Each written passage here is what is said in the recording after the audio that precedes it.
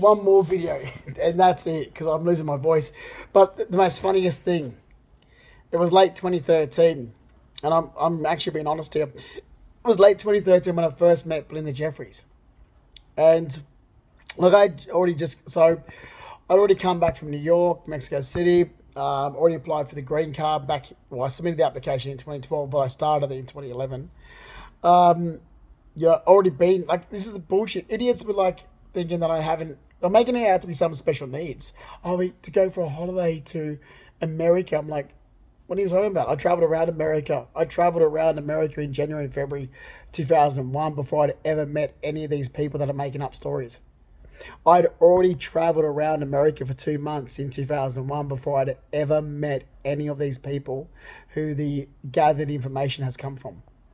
I traveled all over the West Coast, LA, everywhere, San Francisco, stayed at my sister's house, which was in Stafford, Virginia. Was there for 10 days. Got to see DC. I traveled around America already.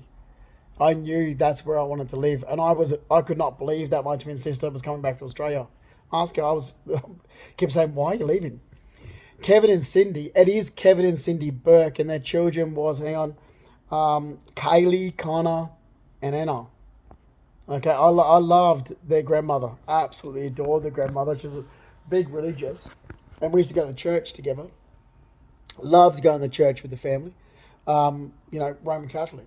So we actually went to church with the family, and we drove around the military base in DC as well. Got to see all the military, but got to see the guys working out. That was in 2001, where my sister lived. So where Amanda lived, and they loved Amanda. They absolutely loved her, and they're going to give her a green card. And she goes, oh no. I'm like, are you fucking nuts? Oh no, Amanda, they're going to give you a green card. Like, you're going to get a green card. It's not a working visa anymore. You'll be getting a green card to the US. And she goes, no, but I'm not going to use it anyway because I'm not going to come back. But she wanted me back to Australia. I'm like, what's there in Australia? Like, what is there in Australia, Amanda? Like, she missed people in Australia. I'm like, I don't understand. How can you miss people?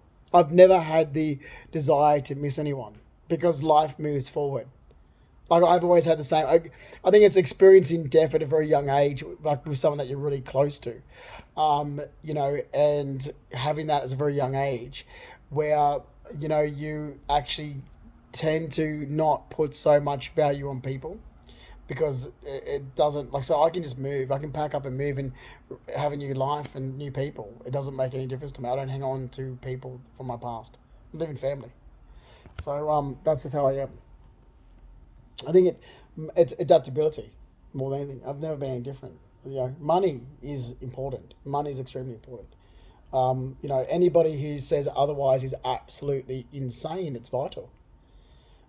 Anybody who thinks that money is not the most important thing in the world is absolutely insane. It's absolutely vital. It's a necessity. So and communism doesn't work, and neither does socialism. So back to this, I've already traveled around the US in January and February 2001, and before I traveled around in the US, let me tell you guys something who don't know me. I grew up going for the Yankees. I grew up wearing a Yankees baseball cap.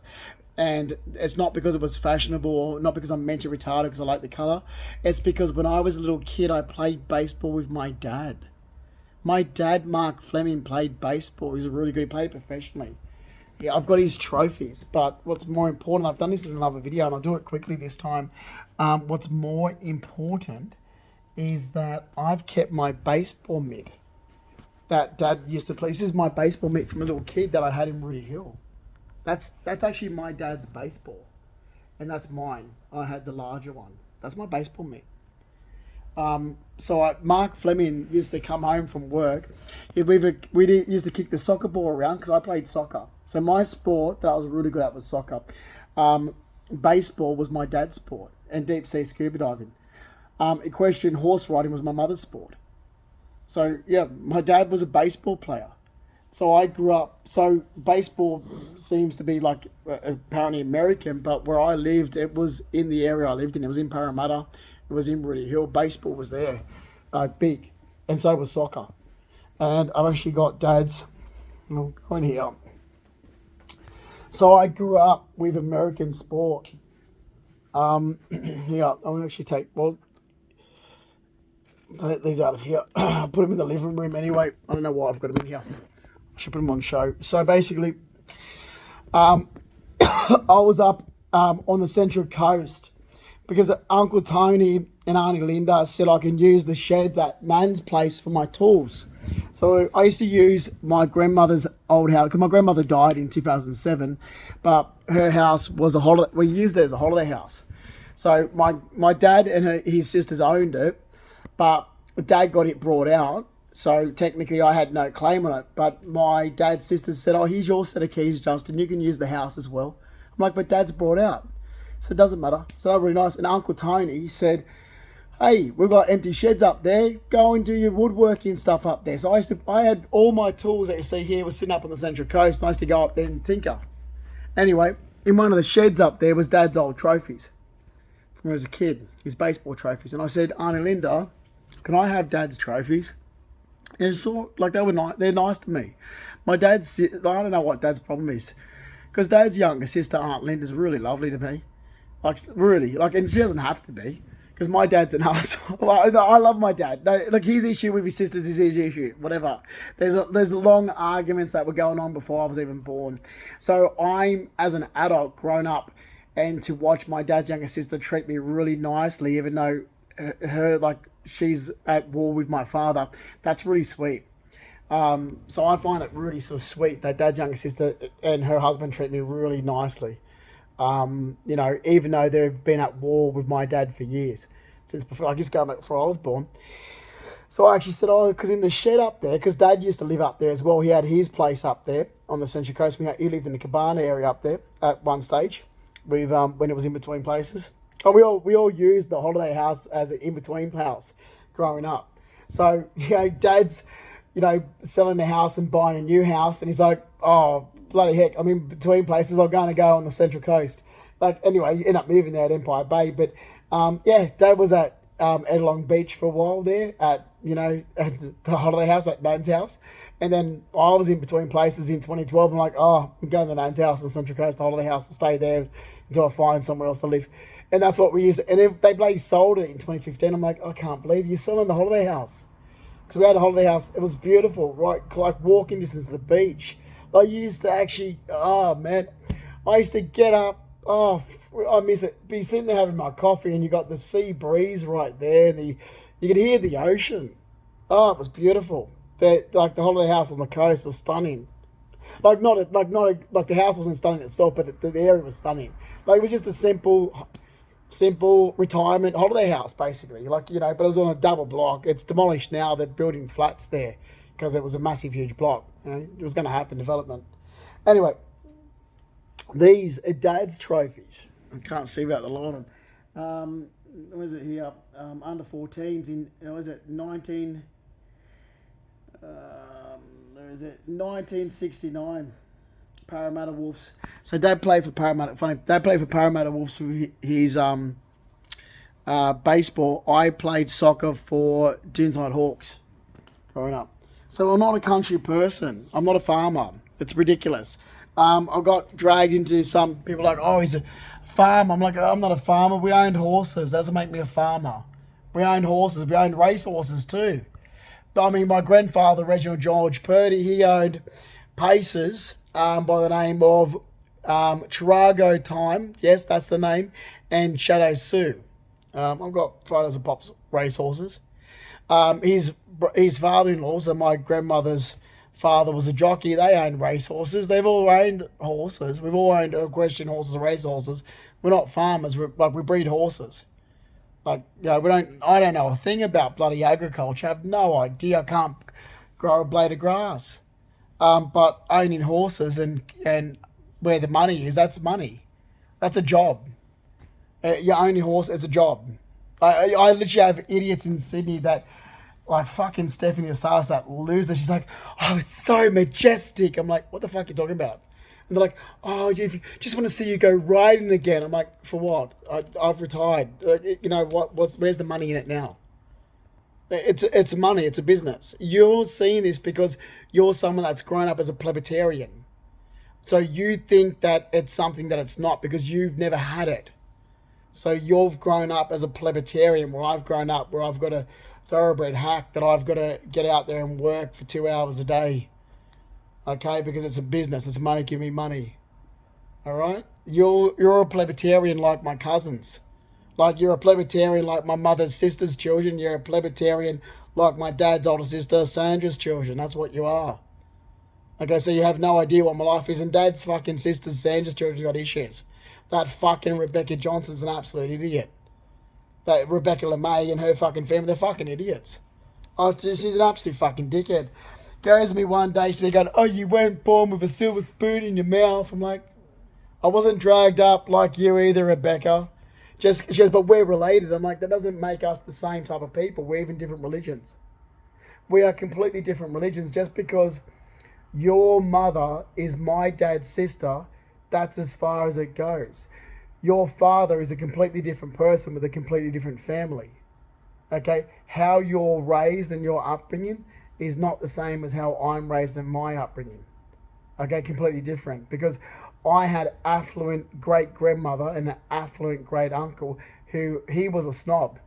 They were originally wealthy, apparently. Like, and that's what Reginald George Purdy used to always say. Your grandmother's family had money. I don't know what she saw in me. Actually, that's what... And I turned to Nan and I said, why did you marry Pop, Nan? And Nan goes, because he could dance. Because he could dance. That's it. And Auntie Mari used to always say, oh, you know, about Reg, only because, you know, not having anything. Because the Purdys were apparently like, you know, I don't know what, like how you describe it anyway. But Nan's mother's side had money. So, you know, that's it. I mean, they all had trades, that's the thing.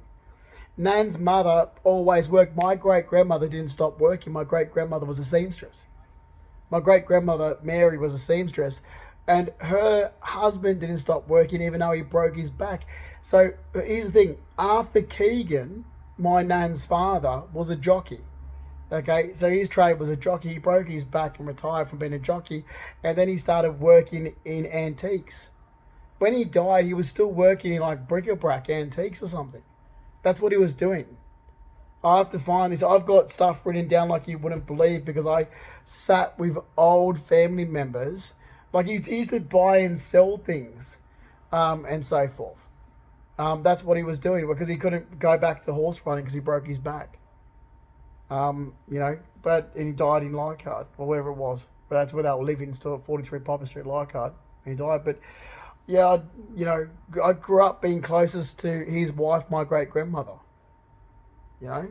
So I know more than... Oh, you sit with the dumb idiots on my mum's side.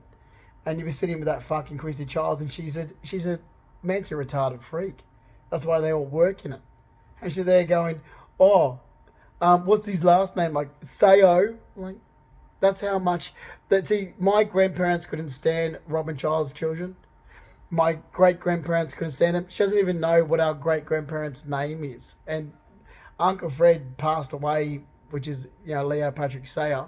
He passed away, it must have been August. I was 23 when he passed away. And I used to spend every Tuesday with him. I was 23 when he passed away. So it must have been about August. It was just before Pop died in 2002. Because Uncle Fred passed away, then Pop died only a couple of months after. It was very close. The funerals were very close together. So I think he must have died at probably about August 2002. But they couldn't stand Robin Child's children. Robin Child's children had no idea what actually the names are. They're scum. And that's the other thing as well. We're not like-minded. Just because your mother's my mother's sister, there's a very different to how your mother went off with her life and behaved and who she married, and your father's a fucking scumbag. From the bush, some deadbeat fucking, probably Abbo. So, you know, this is what they are. Just because we're related doesn't mean we have the same upbringing. We're not even the same religion. Okay, it's like you got two completely different families. My upbringing with my mother, I grew up where, okay, if mum's coming home late cooking dinner, we would already be helping her cook dinner. Like, seriously, because she's always coming home from the office late because she was always working as a paralegal. the table will be set properly. The salt and pepper will be on the table, the napkins will be on the table, and the cutlery wouldn't be thrown on the centre. It will be actually placed on placemats. So we grew up setting the table, even with my mum's side, let alone what I learnt from my dad's mother, Ruby. Like the upbringing that we had is different. And I think we used to sit down at the dining table and eat dinner. A proper dining table. Glasses were on the table. Water was on the table. Mum's wine glass was on the table. It was we learned how to set a table as kids. You go over to mum's sister's place and it was like, oh, they're just dragged up. So just because we're related doesn't mean we're the same. And I've had this issue with immigration to say, yeah, I don't know how America behaves because all your families, I don't know, it's just like, you know, what, because you're from the same family, you're all the same. That doesn't work. Maybe, I don't know if it's a British thing, because like everyone's different. Because in the British families are all different. Depends who you marry, depends what life you have, depends what job you have, depends what trade you have. I don't know what it is, but they're all different. Like Dad's different to his sisters. The upbringing I had with my own father, Mark Ian Fleming, I'm going to leave it here because I don't want to talk too much on this video, but the upbringing I had with my own father, Mark Ian Fleming, when he was with, he changed when he got with my sister's mother, which, you know, he should never have got with Debbie, when he was with Annette. So when he was with Annette, she's from Penrith, we will be having dinner, and when we finally got to make it to the adults table, this is how I was raised. So there was a children's table and an adults table. Okay, when we finally were mature enough to sit and behave at the adults table, if we had to get up for any reason, it was, may I be excused from the table. May I be excused from the table for any particular reason. That's teaching your children proper manners. Dad, Mark Fleming, did that. And if he said, no, you can sit there until we've all finished eating, you would sit there still and wait until everybody had finished eating. You're at the adults' table, you can behave. And that's how we were raised. Now, my cousins weren't raised in the same environment. They weren't raised with the same upbringing. They weren't raised with the same manners. So just because we are related, that is all we are, related.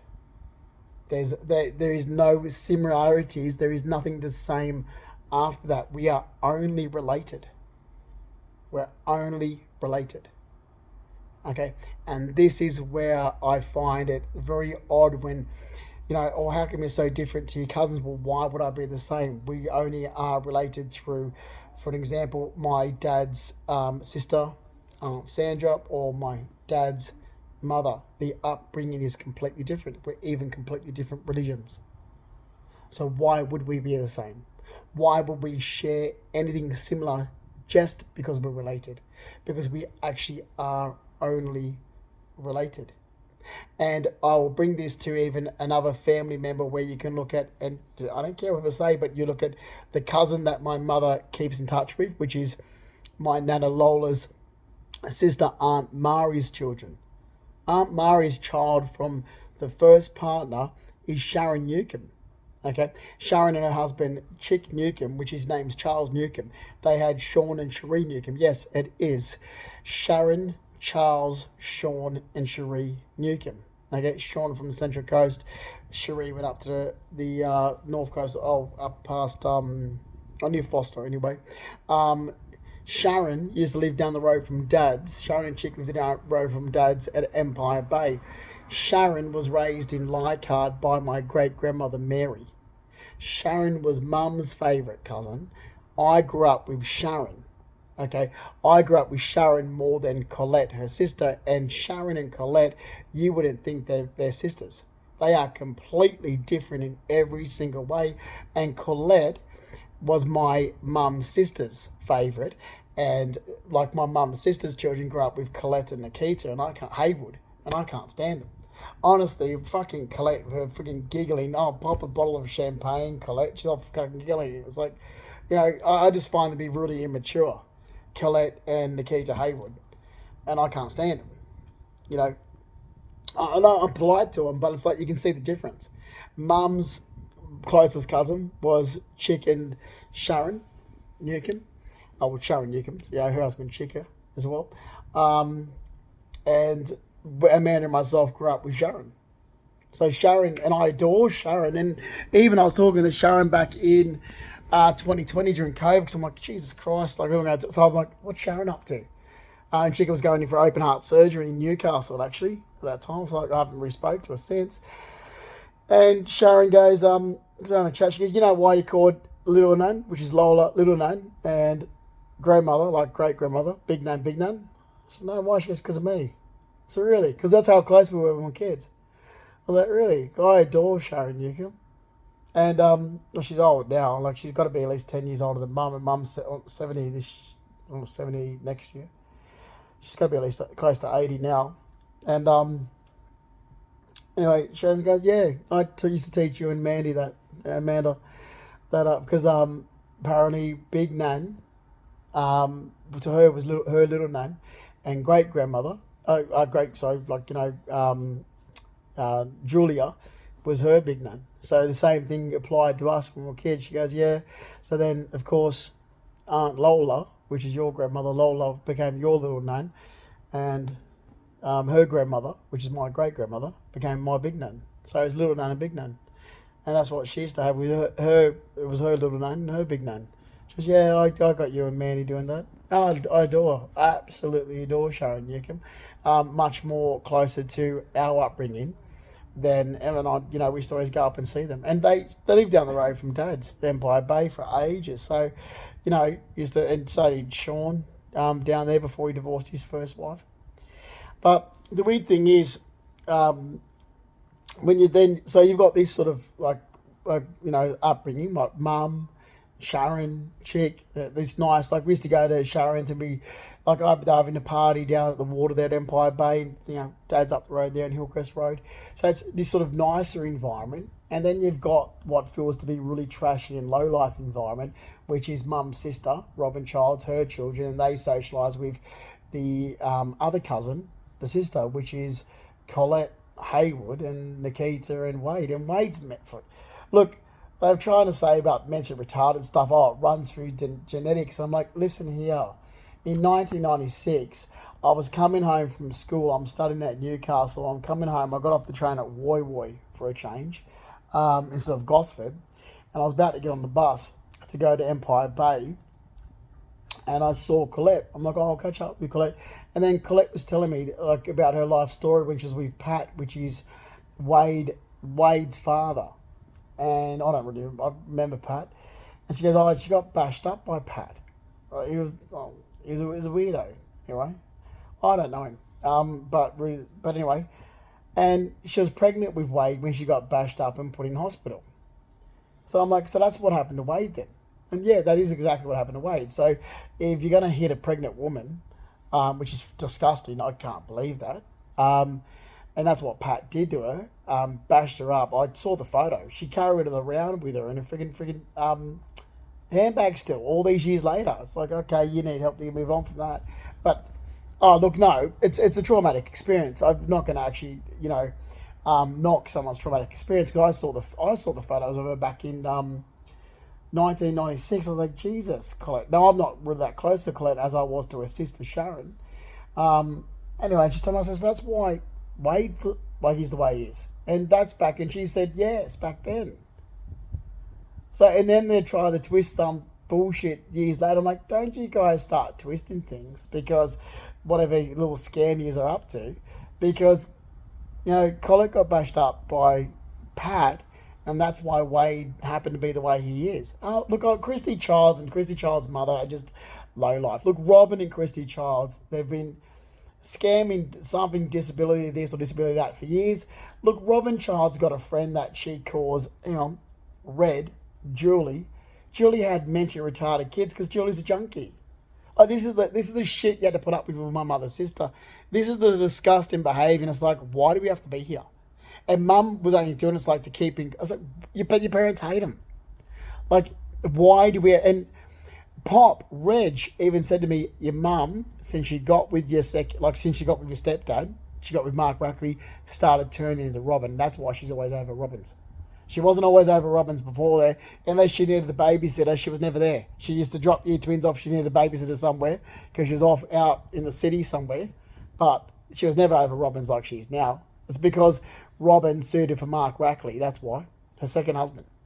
Yeah, that's what Red said. It's like, why do we always have to go? Like, and Pop hated it. Pop hated Mum. I don't care what Mum says or what they say. Pop hated Mum affiliating with Robin. Pop couldn't stand Robin. Mum did the right thing. She got tennis lessons. She went and did needlework and cooking. Turn Mum into a proper lady, like what Nam was. Mum went and was a legal secretary, then worked her way up to be a paralegal. She worked as a legal secretary since she was 16. She was decent. Robin was this sort of low-life scumbag piece of shit that Pop really didn't give a shit about. And Pop told me this in the year 2000, couldn't give a shit. Like, seriously, the way she behaves is not what you want a daughter. And the only problem that he ever said about Mum was the fact that she got with her second husband. I can't forgive your mother for that. I won't forgive her because she changed. I said, yeah, I know, Pop. And that's back in the year 2000. He did. Honest to God, we're sitting there, and Pop used to have actual DMM, like deep and meaningful conversations with me, which was really nice. The older I got, the more he opened up to me. Oh God, Nan always opened up to me. Christ, Nan would sit there. We'll be there.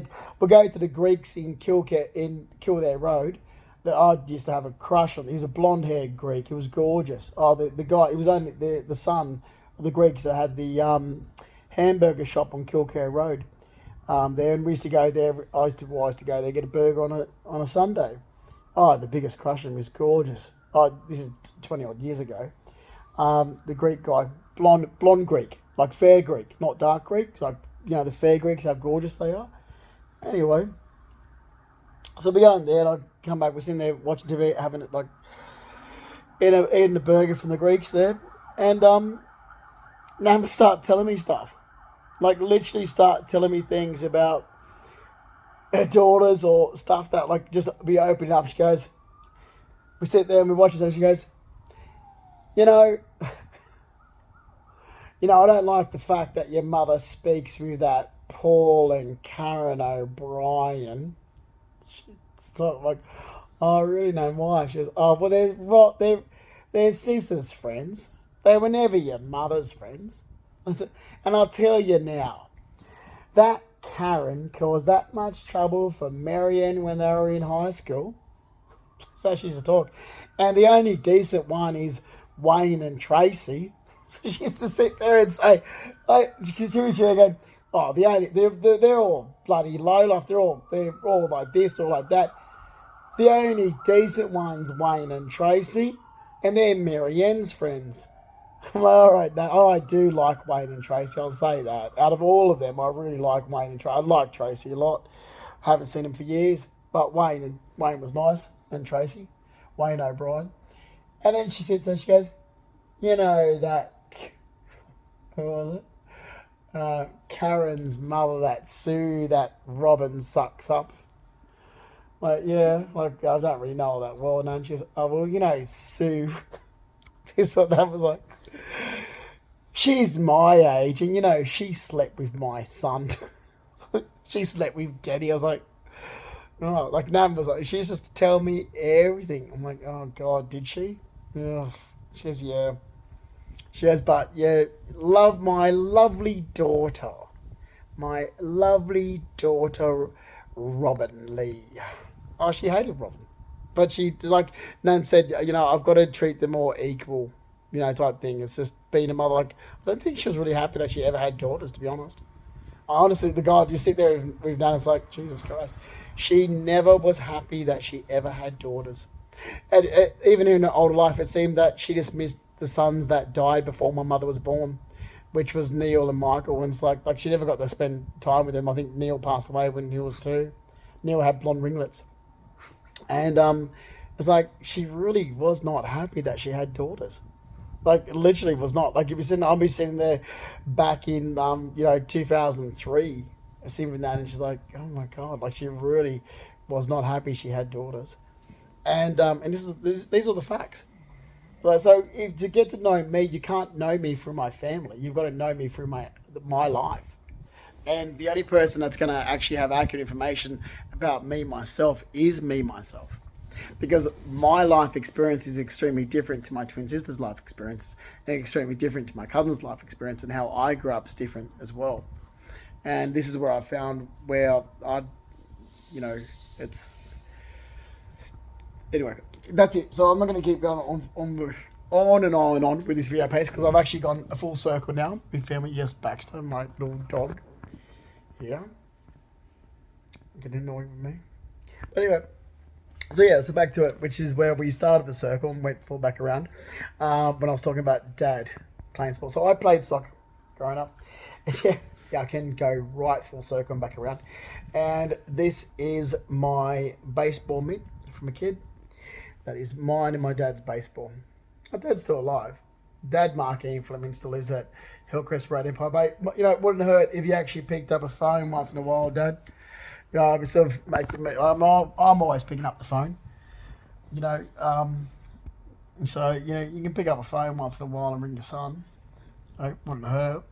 But anyway, you know, like yeah, for years I said this. And Dad's trophies. So I'm going to leave the video off with my dad Mark Ian Fleming's trophies from his baseball, because that's what I was sort of saying. So we started out with the whole American thing, and I was talking about how, well, I used to wear, yeah, I've got a good memory, I can circle back around, when I used to wear Yankees cap, and it wasn't because of, I liked the look of it, it wasn't because of the colour, it was because I grew up playing baseball with my dad and I actually liked watching baseball. I can't stand rugby league. I'll never support rugby league. It's a common game. It's common. It's trashy. Rugby league is so common and plebeian. Jesus Christ. I just can't stand it. I think rugby league is just, it's common trash. It's just common trash. And that's actually what the game was. Because Aussie rules is what businessmen played. And they actually started doing rugby league, which was just a common trash game. I grew up playing soccer. I grew up involved in soccer, actual real football. So real football is soccer, and I played soccer growing up. I played for Doonside Hawks. My dad grew up playing baseball, and his other sport was DC scuba diving. I never heard of it. I don't give a shit what my mother says. She never followed rugby league in her goddamn fucking life until she married her second husband. That's because he was a mad rugby league fan, and so is his son. And I looked at that and go, that's because they're scum. They're common people. They're common trash. And they were common trash, low life, plebeian scum. Just like my mother's sister. My mother's sister, Robin Childs, exactly the same. It's almost like mum married the low life scumbags that was her sister. You know, leave it there.